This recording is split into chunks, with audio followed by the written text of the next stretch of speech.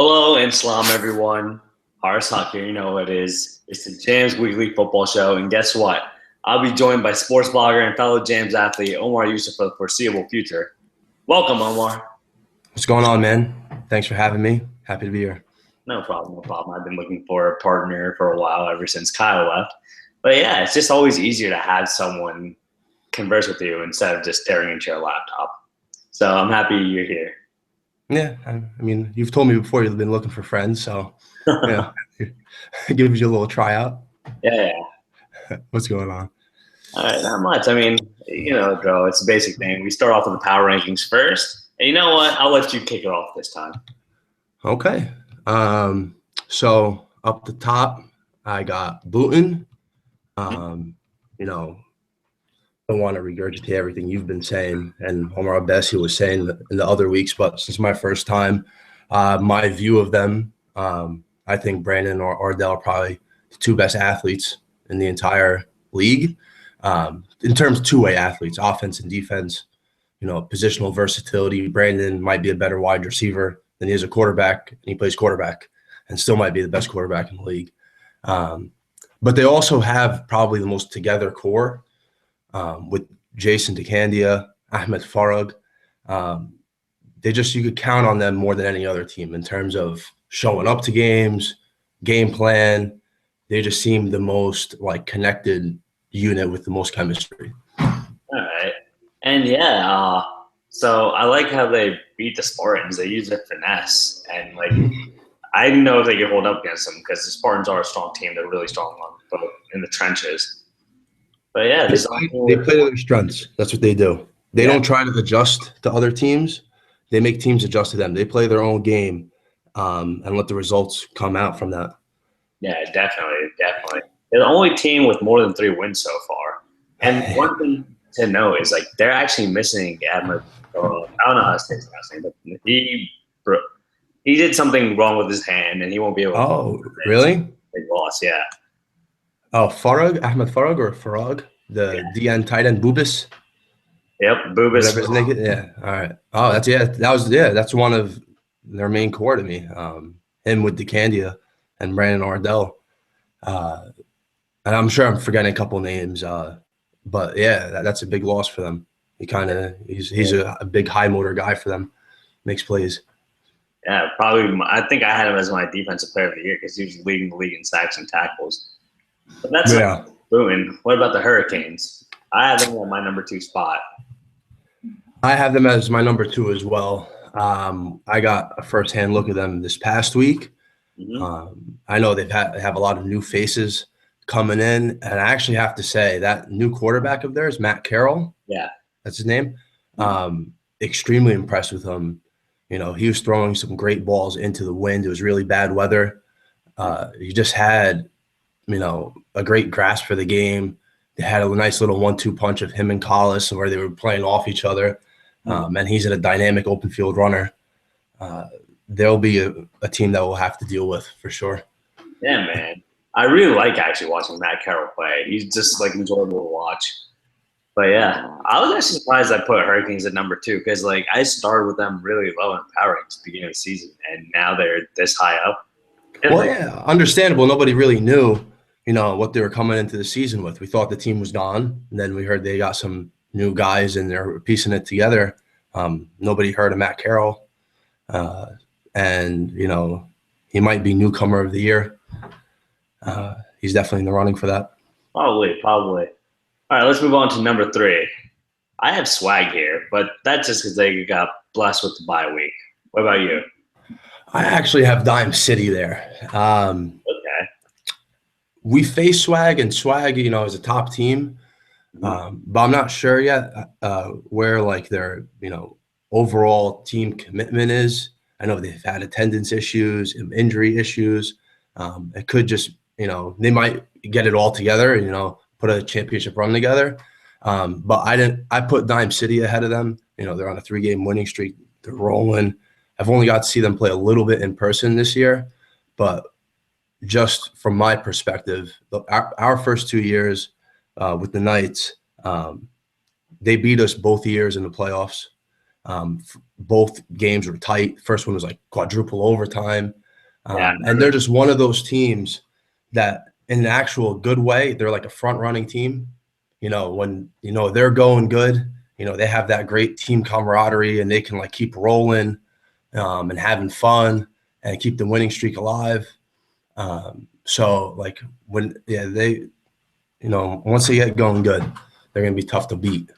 And it looks like they have everything coming together. And they have most of their main guys back from last year. I know a bunch of them split with the heavy hitters, but, they got Michael Gordon there. Yeah. They got Graham Koski and Mr. 88, whatever they want to call themselves this year. But they're a very like enthusiastic group. And once I feel like they get a little winning streak going, they're a dangerous team. So I had the Knights at my 4th spot, actually. But I'm not going to talk. Actually, yeah, I'll talk about them while we're on the subject. So, sorry, we're talking about Dime City. I had them at my 5th spot. And you know what? Like, they did the same thing last year where they started low. And I think it's just their thing. They're now starting to put up points, which is a weak spot. Their defense stepping up big time, which is impressive to see. I'm starting to like what I see out of this Dime team. They're looking like the team from last year. So let's move on to number 4, is it? Yeah, number 4. Yeah, number 4. I'll continue here. I have your team here, and I don't know what happened to you guys, though. It was a short stay at the top spot. I still think you guys are just a QB away. Throwing QB, mind you. In our game, I don't think there was a single – I don't know if there were many completions in the first half at all. You guys moved the ball just by running it. So what do you think about your team? I actually have my team at the 5th spot. I have Swag at the 4th spot. Okay. Our team right now, we're a little bit in flux. We've had some injury issues. Both the Gordon brothers, Josh and Zeph, pulled their hamstrings. We expect Josh back this week. A couple attendance issues. And again, like in the first 2 years, we don't have, a steady quarterback play right now. We tried 4 quarterbacks against you guys when we faced you a couple of weeks ago, and we're still trying to figure it out and play quarterback by committee. And until we get any offensive cohesion, I don't think, we can expect any much different result than we did the first 2 years in terms of come playoff time. So we need to get together. All right. So you said Swag was at your 4th spot? Yeah. I mean, if I had to bet on it, I think D'Lo will get it together. Make sure he'll rally the troops, and if he doesn't have a piece here or a piece there, he'll come up with a game plan. He's probably like the best play caller in the league to me. Oh wow! The only guy to me that I actually see that like calls one play, and then on the next play he follows it up with something. Like there's a purpose to each play why he calls. He could be setting up, a play action or something. He actually strategically calls his plays. It's a little North Turner like. All right. And there's a football background. But let's move on to number a place where we finally agree again. At number 6, we both have the Spartans. And you know what? They free fall to a number 6 spot for me. They came down to earth a bit. Went from being like in a commanding position to not as good. I think I had them to number 2 spot. I'm not quite sure. But they still have the talent. They still have the organization. They always have runs like their plays over the past couple of years. It's not like they're completely out. They need to just play together and play well. That's all it is. Yeah, Omar Bessie, he gets the guys together. They're very organized. They're tough. They have a number of high motor guys. The Hamdans, Omar Katanani, probably one of my favorite players in the league. Mm-hmm. They're tough. They play all out. They're very tough to beat. They're going to be competitive in almost every game. If they just make a couple plays here or there, they can win any game, really. Mm-hmm. All right. Let's talk about the newcomers, the heavy hitters. What do you think about them? I really respect their captain, Quill Bay, the lineman. I think he's a good leader. I saw from the Dime City, like he had a real positive effect with them. James, their quarterback, looks impressive, can throw, can run. And they got a couple of, those Dime City gamers.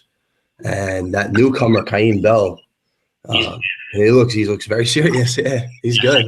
Yeah, a couple other kids, James Colonna, wide receiver, solid player. Good competitive juices with him. We probably need to see a little bit more from them. Maybe they could put a run together. I haven't gotten that vibe from them, but maybe they're a little sleeper team down the line. So I do like the heavy hitters. I really do. I just think that they're solid, but they're not always spectacular. There's nothing like. There's not a single unit that stands out to me for them. Yeah. Maybe the wide receiver position, but otherwise, like they're, I don't know. Like We just haven't seen enough from them to know what they really are. So I think they are a little inconsistent. They do have the athletes for sure, but they're just not. It's their first year. Sometimes it takes a little bit of time, to figure out, the rules, how the games are played, the other players.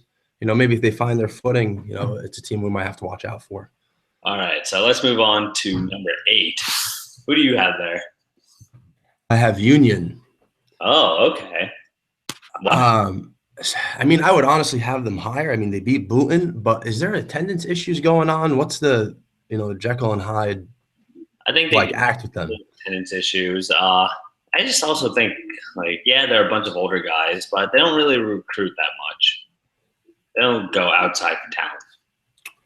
Yeah, it's confounding to see them beat Booton, and then lose the next week the way they did. As just, I don't know what's going on with them. I'll keep them at 8 for now, but of course we gotta always be aware of them. No upset with them should be that surprising. Okay, so I actually put Gladiators there after they just beat the Union. And you know what? They're on a solid streak right now, 2 straight. They made my upset look good. But, they're still not that complete. I think their D-line's really good. I think their linebackers are really good. But I think their offensive line is really bad. And I'm not too big on their core after Brian Linden. But they're still back in the playoff run. I think they may be 1 game out of it. So I'm not entirely. Actually, I can look it up right now. So right now, they are actually just losing by a tiebreaker. Their point differential sucks. Their head-to-head is not that great. Yeah. But they can stay in it. So, yeah. I have the Gladiators at 9. They have solid athletes, through their defense, through their defensive line, and all over the board for the most part. I never get a feel they have a true game plan coming in. The teams in the rest of the league are always very organized, and once in a while they might pop off a team and beat somebody and you're like, wow. But I don't know what their identity is necessarily. Especially offensively. I'm not very impressed by that. Yeah, as they have Kilkenny now at quarterback. I thought maybe they can try to take some of his ideas and implement what they did with the Hurricanes, but it doesn't seem like they've really done that at all. Still a team that's probably still searching for itself, even though a bunch of them have been together for many years. All right, so I'm going to just briefly touch on my number 9 spot where I have the Union, and I'm just going to touch on them briefly. I'm confused on this team, but I'm thinking I'm going to settle down on them not being a good team this year, at least. But yeah, that's just my brief thoughts. Let's move on to code number 10. I have code red there. So, likewise, same here. Tell me about us. You guys have some players. I just don't know if you guys have the most competitive fervor. I'm not trying to take a shot at everyone, but I feel like guys just don't get into the game. I'll be honest, I agree as much as others. You have a couple talented players on the D line and and on defense. It seems like they're just in their own element. Just haven't fully realized themselves as competitive athletes on a football field, but just a little more desire and intensity. I feel as an offensive line starter, I'm the starting center, and I just people are walking to the huddle. There's not much effort into the offensive line. I'm so it's a little frustrating. But yeah. No urgency. Yeah. Yeah, I'm not a big fan of that. Hopefully my teammates see this and get more motivated to show up, do something, play, all that. But yeah, let's move on to number 11. We both have BS here. Yeah. You know what? They had the arrow pointing up until they decided to be stupid as hell and forfeit the game. They didn't even show up. And even though they haven't won a single – oh, he left. He left. But, yeah, like somehow BS, because there's so much parity in this league, they're amazingly still not out of the playoff hunt.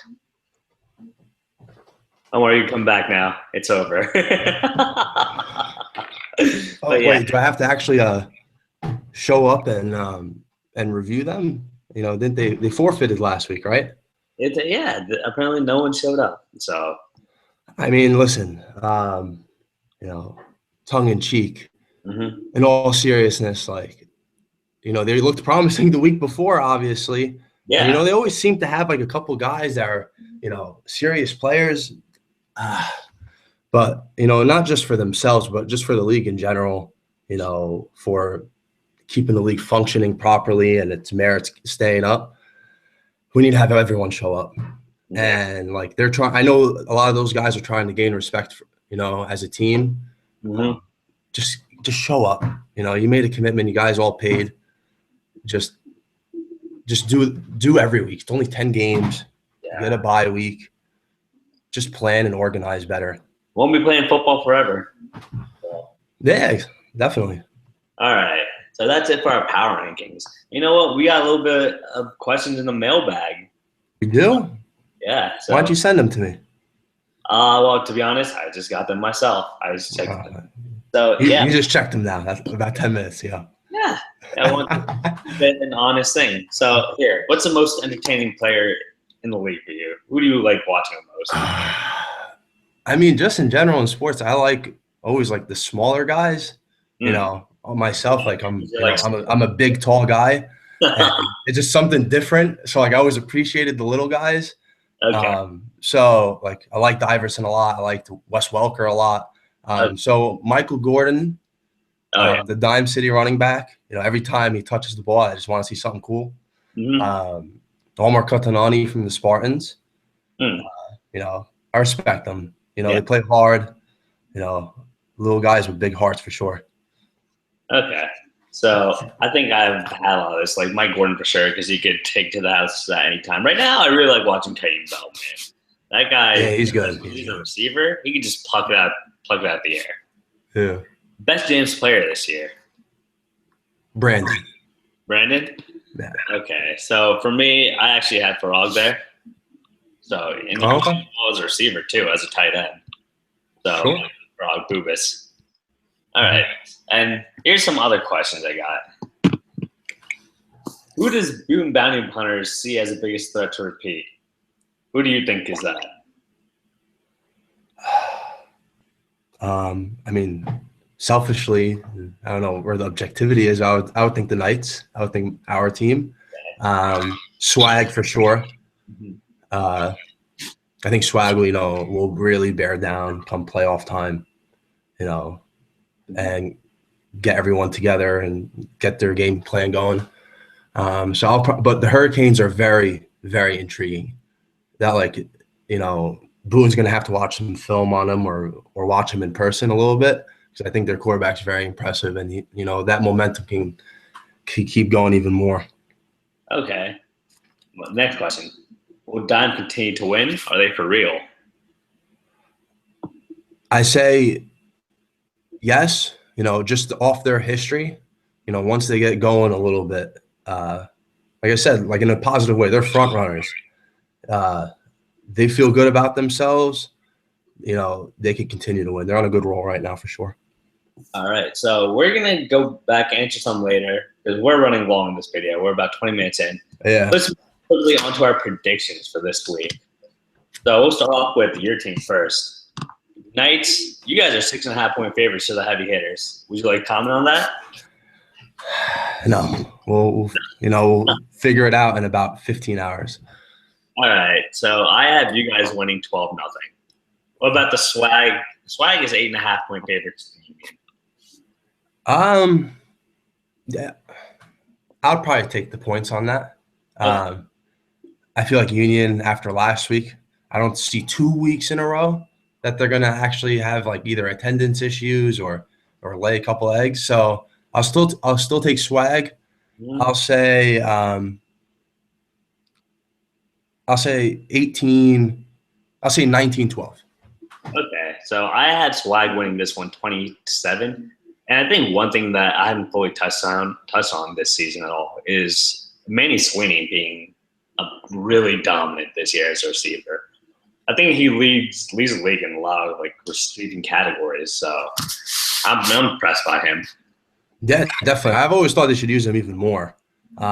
Like throw him underneath. It doesn't always have to be just like go routes or deep routes. I feel like they could almost throw it to him every time if they wanted to.